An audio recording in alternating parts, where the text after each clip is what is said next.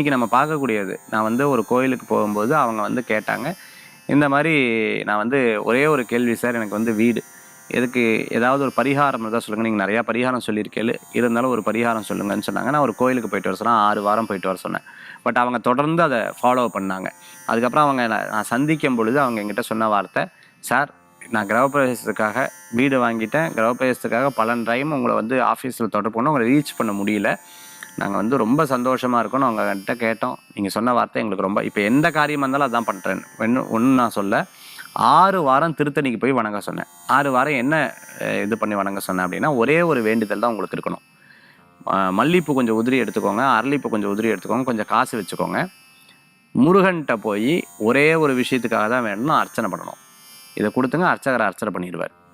எதுக்கு சார் காசு போட சொன்னீங்க? சொர்ண புஷ்பம்னு சொல்லுவாங்க. அப்படி காசு திருப்பி அவங்க கொடுப்பாங்க, கொடுத்தா வாங்கிக்கோங்க, இல்லைன்னா சுவாமிகிட்டே அப்படி இருக்கட்டும். மல்லி அரளி ரெண்டையும் கலந்துக்கலாம். அப்படி கலந்து கொண்டு போய் முருகனுக்கு ஒவ்வொரு செவ்வாய்க்கிழமையும் தொடர்ந்து போனோமா, இதை பண்ணிங்கன்னா உங்களுக்கு மிகப்பெரிய வெற்றினேன்.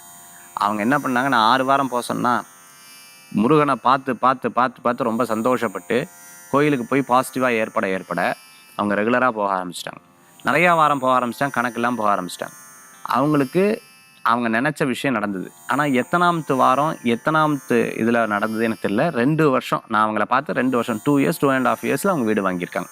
ஸோ எத்தனை காலகட்டத்தில் அவங்க அதை வாங்கினாங்க அப்படின்னு தெரியல. But it happens.